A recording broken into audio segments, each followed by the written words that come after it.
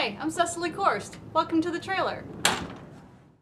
The Trailer Talks is brought to you by Imaging DNA. Find out more at imagingdna.com.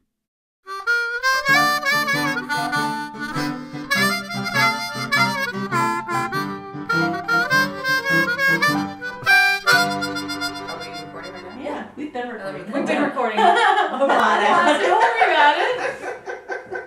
My name is Babette Pepaj. I'm the founder and CEO of BakeSpace.com, which is a food-themed social network and recipe swap. Well, welcome to the Trailer Talks. Thank you. I love this. Yes, it's fun. It's fun. Adorable. It's adorable. Thank you for the beer, by the way. You're welcome. Absolutely. So, tell us about your journey thus far. It started in television many moons ago. I directed and produced reality television for about 12, 13 years. Worked The Real World, Road Rules. I always say that the shows got worse, but the pay got better. So I stayed in a little bit too long. And on one of my jobs, I had to get one mother to tell another mother she was the worst mother in the world. And I had a moment where I was like, wow, I think I've hit rock bottom. And so I went into a cake decorating As class. I look totally horrified. I'm like, yeah, whatever. No, actually, it was horrible because you get to a point where you realize, like, wow, I'm actually crossing a line that probably no human should be doing. So then I took a cake decorating class to sort of feed my soul and bring me back from the dark side. And it actually worked. It worked. The community was lovely. People were great. But when the class was over, I went online to see, like, this is in 2006. I went online to see, like, what else could I do? What else could I do? And there really wasn't anything that connected home cooks in real time. Like, there were forums and blogs, and there was MySpace, and MySpace was so vast that I couldn't find anyone that had anything in common with me. So of course, with no tech experience, I was like, oh, I'll build the next MySpace. Am I crazy? I was like, but when you've never worked at a company before, there are no rules that you have to follow. There's nothing that nobody is telling you can't do something, right. And you really don't know what you need to do yet. So you're very green, which really I think gave me an advantage of just being able to just build whatever I wanted to build. And from day one, people were signing up. We were in the Chicago Tribune, Washington Post, and then one day we were on the Knot, and like 800 brides showed up. Every picture was a bride. In fact, someone told me later that they thought that it was for women who were getting married, for them to cook, and I was like, no, we just got overwhelmed. And the community was so delightful, and it was such a change from my world of television that I was like, I love this. I just want to do this, like, not forever. This is what I want to do. As I started working with the community, I started realizing that there were a lot of food bloggers within our community who wanted to figure out how to monetize their recipes. Then I started working with a lot of nonprofits. And so I was looking at it more of a technology. How do I leverage SEO? How do I build community? How do I keep people engaged and entertained? And I thought, well, gosh, if I could teach some of the food bloggers that, then they would actually be able to grow. And all that hard work of getting the ingredients and making the food and taking the pictures would all pay off for them. So we started a food blogger conference called TECHmunch, which we go all over the country. We've been to Toronto. It was our only Canadian city so far, but we've been in New York, Austin. We're going to San Francisco, Chicago, Atlanta. All the good spots. Yeah, I know, where all the good food is. I want to do New Orleans. That's actually, we may do that. I fell in love with New Orleans. And then I was on a plane one year, and I was flying, and the stewardess was saying, in order to save yourself, you need to put your mask on yourself before you put it on your child. And I realized I had been donating money to animal charities that I saw on Facebook, and that I would see in the community. And I thought I could keep donating and saving like one dog at a time, or I could build something. What does my community have that could help all of these animals? And so I started a cookbook publishing platform to help nonprofits and brands and pretty much anyone build their own cookbooks and then publish it within our platform and then sell them. I thought that would help them to scale their fundraising, and then we would save all these animals. And that was my vision of, like, if I can't have the farm with like 1 million animals on it, right, I would build a platform that would allow them to do that. So that's kind of where we are today. So that's going actually pretty beautifully. I'm very happy at the community that's embraced that. A lot of people are doing group cookbooks, and with the holidays coming up, it's been really fun to see them building those. Yeah, so walk me through it. So if I'm a food blogger, what do I do?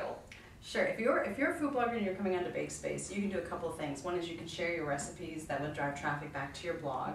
So basically, if you put up a recipe, you can actually put a link to your blog post, either something that's relevant to it, or even just saying this is the original author. So we can drive traffic back to you. But then also some of the recipes that bloggers have on their website, it's like they're monetizing some of these with like Google Ads or some of the ad networks, and that's really not getting them much because at the end of the month they're getting very small checks. Right.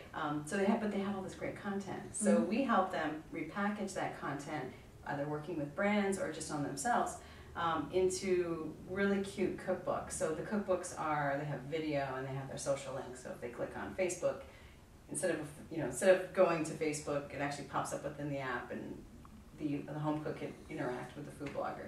So it's kind of a fun way to also share your social media profiles in a unique way that's relevant and useful to the home cook. Not just, hey, come check out my blog post. It's, hey, you're looking for chocolate chip cookie recipes? Well, try this, Very cool. So what's the hardest part about what you do? Keeping the site, the lights on. The hardest part is keeping the lights on. Paying for a server is very expensive. As you grow development teams, I think one of the biggest challenges for people who are building communities and building websites is that there's a lot of people who have a lot of experience doing them, and if you get lazy and you just put it in the hands of somebody else, they will literally burn through your cache. Like if you don't know what direction you're going in, they'll just keep giving you different iterations of stuff. Yeah, but you have to implement a lot of strategy. You do, and you almost have to think like 5 steps ahead. But when you're a solo entrepreneur or you're building a business that, especially online, there's so many small teams that are doing everything. You really have to be really conscientious of your time that you spend and where those hours go, and not worrying about like if the button is pink or blue. It's like nobody really cares about that stuff. They just want to know that it's a great place to hang out. So speaking of hangouts, yes, tell me about the different channels that you use. Sure. We have our website, and then we just started using Google Hangouts to film our weekly talk shows. So we have a show called Kitchen Party that airs every Thursday, 8 p.m. Eastern, 5 p.m. Pacific. And it's on our bakespace.com channel on Google+. And so we have 3 hosts. One is a Tampa Tribune food editor, one is an LA Times food editor, and myself. And then we bring somebody in, sort of like here, but not in the studio. They tune in through their webcam, and we produce a show every week that's an hour long, and it's a talk show. And we talk about cookbooks, we talk about food, we talk about trends. Next week we're doing a wine tasting, which is fun. Google has been wonderful to us. We have almost 1 million followers on Google+, which is ridiculous. Cool. I'm like, so how cool. is this possible? Yay! I'm like, this is ridiculous. And it's taken us about a year to grow to that. But we produce this show every single week, and then next year we're actually going to be producing 3 shows a week. Wow. I know, one to promote Kitchen Party, which is like our weekly show, and then because we're going to be doing 8 conferences next year, to build buzz, and to also, there's a lot of speakers who I can't get to speak, like they're either out of town or they're just not available, get them to come in and actually do like in-depth conversations. And then my favorite part of using Google Hangouts is with our cookbook platform. Basically, I can interview a cookbook author and say, tell me about your book. And now these are home cooks. A lot of them, it's like they've never done interviews before. So it's like hearing from them, like, I love these recipes. This is why I made this cookbook. Right. And then I can take the video and put it into the cookbook. So it's a fun way for us to kind of give back to our community and say, look, we're going to make this cookbook even better. We're going to tell your story in a really neat way. So I love the platform. I think it's fabulous. Very cool. So tell me about your conferences. What do you guys, who comes, what do you do, what do you talk about? Everyone comes. No, I'm just kidding. No, actually it's very specific. It's a food blogger conference. So the attendees are food media, they're bloggers, they're traditional media like AP Food Writer, New York Times, LA Times. We bring certain topics, like this year we're going to be diving deep into Pinterest. We're going to be diving deep into security for your blog.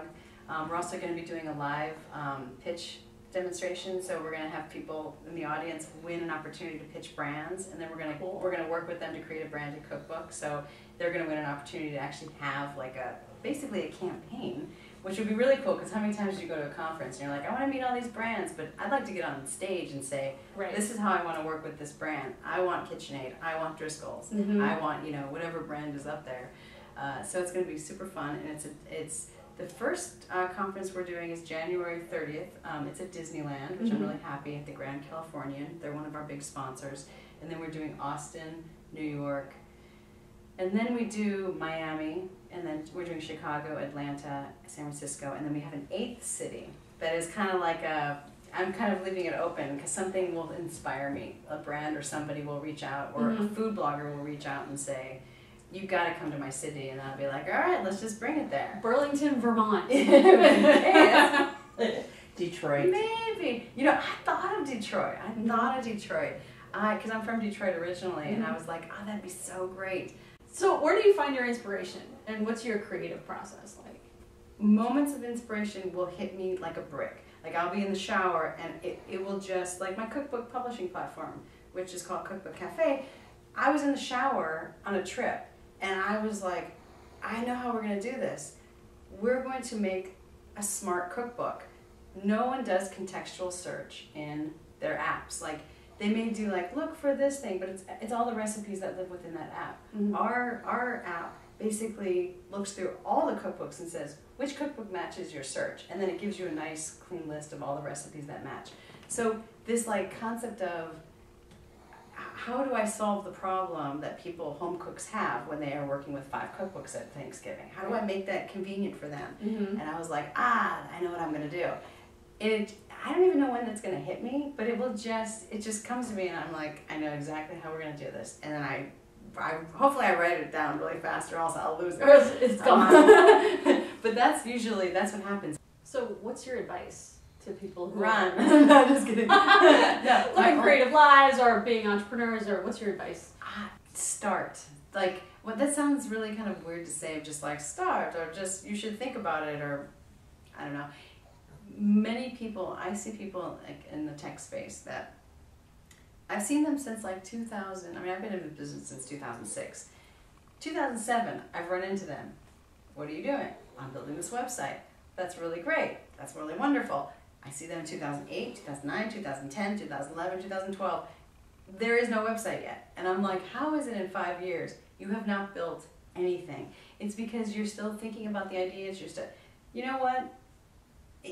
If you don't start, you will never achieve what you want to achieve. Even if it fails, you will never be able to get to that next level, because so many people are so afraid to they're so afraid to put something out there because they think, well, people are going to think it's not good enough. I'm like, dude, it's not going to be good enough, because it's not going to be anything. Just put it out there fast, and change it. That's what we did when they said this was really bad. It was like free advice. I was like, take this off, take this off, take this off. And that's why the web is so great, because you can do that in real time. And also, people are afraid to put their own money into the game. When we first started, everything was self-funded. Even like after 2008, when the economy died, and I was like, I got to figure out, I can't get around to funding. Like, this is terrible. Entrepreneurs should not be afraid to put their own money into their company. If you don't put your own money into the company, how are you going to expect somebody to put the money? That's what kind of upsets me when I see like a lot of these companies going out for funding, and they're getting millions of dollars, and they're buying, whatever, and they're doing this, and I'm like, what's going to happen when the economy crashes at one point? How are you going to take that Ariane chair and pay for your servers? Right. But don't you think VCs think the same thing? No, VCs, I mean, VCs are totally different. VCs are like, is this something I would like? Does my son like it? I can't tell you how many times I've had VCs who they're like, we showed this to our wives. And I'm like, you showed it to your wife? Like, that's your value of like what you think of our product. It's not just looking at it as a business. It's just, will she cook with it? You know what I mean? So there's some touchy stuff about that, because if you don't fit the mold of what a VC is looking for. So there's a whole perception of just, oh, it's cute, it's a lifestyle business. Oh, this is a nice hobby. That's, and when you start a conversation like that, and you're saying, I need $500,000, I need $1 million, I need $2 million, it's really hard to kind of gain momentum from there, because in their mind they've already sort of written you off. They've already sort of thought, oh, she's cute, she's sweet, oh, what she's been able to accomplish, that's really great. Oh, it must be a fluke, or it must be, I don't know, whatever. You know what I mean? It's just, I don't know. Come here. Yeah. You know, because I'm scrappy and because my father always told me success is the best revenge, my first instinct is, okay, no problem, I will just be successful. And like, there's no like malice of like somebody has to win or lose, or if I win, someone else loses, because it could be win-win. But the idea is that ever since I was a child, my father's always said that success is the best revenge. Success is the best revenge. And if you can just focus on that and just be like, I mean, that's win-win right there. If I'm successful, I will be sending them a Christmas card. I'll show you. Thank you very much for your non-support. Thanks for coming on the Trailer Talks. Thank you for inviting me. Very I really cool. appreciate this. It was awesome. I had a great time. Yeah.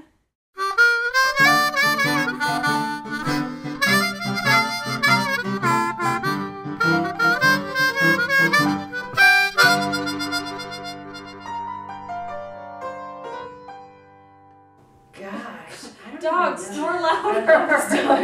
Wednesday. Did you Wednesday. give her a drug?